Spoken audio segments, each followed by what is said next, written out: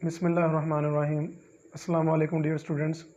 आज से हम एमडी कैट की प्रिपरेशन स्टार्ट करेंगे और हमारा जो लेक्चर हो सेल बायोलॉजी पर होगा, जो कि एमडी कैट के पेपर्स के अंदर शामिल है। तो सेल बायोलॉजी के अंदर जो हम कंटेंट्स पढ़ेंगे, सबसे पहले टर्मिनोलॉजी पढ़ेंगे सेल बायोलॉजी की, फिर इसके बाद overview of the entire chapter करेंगे और लास्ट में एमसीक्यूज़ करेंगे। तो फर्स्ट ऑफ ऑल हम टर्मिनोलॉजी जो इस चैप्टर में उन्हें डिस्कस करनी है, सेल वॉल है। सेल वॉल को अगर हम देखें तो सेल वॉल ये सिर्फ प्लांट सेल में पाई जाती है और ये प्रोटोजोन्स और एनिमल सेल में एब्सेंट होती है। प्रोटोजोन में अमीबा, पैरामीशियम में ये एब्सेंट होती है। अगर ये आपके सामने एक प्लांट सेल में ड्रा किया हुआ है, ये फर्स्ट जो लेयर नज़र आ रही है आपको, ये सेल वॉल है। और अगर हम सेल वॉल को रिमूव कर दें तो जो नेक्स्ट पार्ट सेल का बचता है उसे हम प्रोटोप्लास्ट कहते हैं। नेक्स्ट सेल वॉल के बाद जो लेयर आती है सेल की, ये सेल मेम्ब्रेन है। ये तमाम लिविंग थिंग के सेल में मौजूद होती है। और अगर हम सेल में से सेल मेम्ब्रेन को रिमूव कर दें तो बाकी जो पार्ट बचता है सेल का, उसे कहते हैं प्रोटोप्लाज्म। और प्रोटोप्लाज्म को सेल का लिविंग मैटर या लिविंग सब्सटेंस भी कहते हैं। इसी तरह अगर सेल में से न्यूक्लियोप्लाज्म, जो कि न्यूक्लियस का हिस्सा होता है, इसको रिमूव कर दें तो बाकी जो सेल का पार्ट रहता है उसे कहते हैं हम साइटोप्लाज्म। नेक्स्ट जो है, अगर सेल में से सेल ऑर्गेनेलिस, जो कि सब सेलुलर स्ट्रक्चर होती हैं सेल की, इनको रिमूव कर दिया जाए तो बाकी जो बचता है उसे साइटोसोल कहते हैं। साइटोसोल के अंदर जो सब्सटेंस होते हैं, जो सॉल्यूट्स होते हैं, इसकी वजह से साइटोसोल के टू सॉल्यूशन बनते हैं।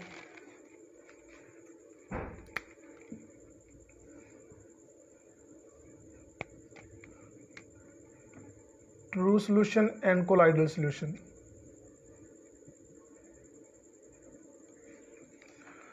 ट्रू सॉल्यूशन में जो सॉल्यूट्स पार्टिकल्स होते हैं, इनका साइज़ छोटा होता है। और कोलाइडल सॉल्यूशन में जो सॉल्यूट्स पार्टिकल्स होते हैं, उनका साइज़ ट्रू सॉल्यूशन से ज़्यादा बड़ा होता है।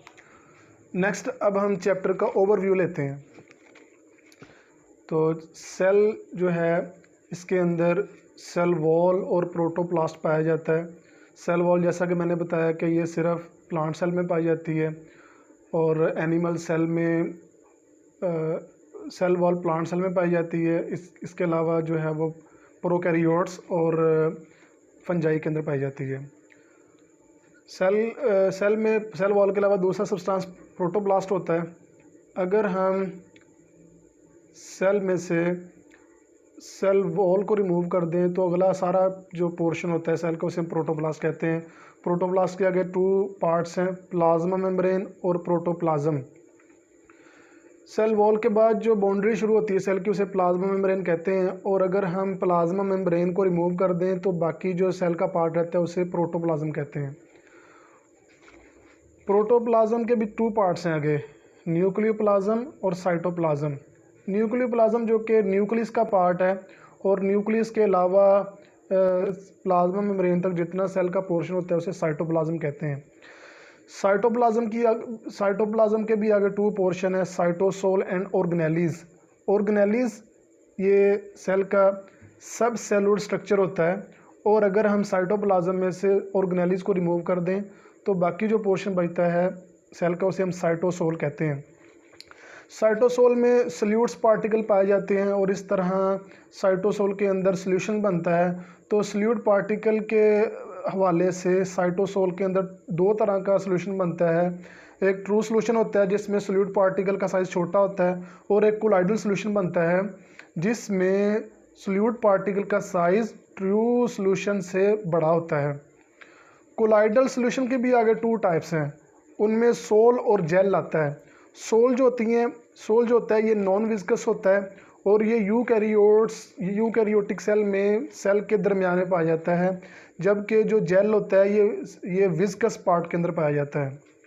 अगर हम ऑर्गेनेलिस की बात करें तो ऑर्गेनेलिस की थ्री टाइप्स हैं। Number 1 non membranous, number 2 membranous और number 3 double membranes.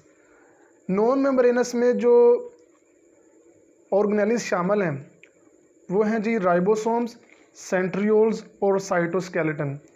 Membranes organelles में गोल्जी अपरेटस, एंडोप्लाज्मिक रेटिकुलम और वैक्यूल शामिल है, और वैक्यूल की मेम्ब्रेन को हम टोनोप्लास्ट भी कहते हैं। डबल मेम्ब्रेन में माइटोकॉन्ड्रिया शामिल है, क्लोरोप्लास्ट शामिल है और न्यूक्लियस शामिल है। तो स्टूडेंट्स, नेक्स्ट वीडियो में हम MD cat cell biology chapter के MCQs डिस्कस करेंगे।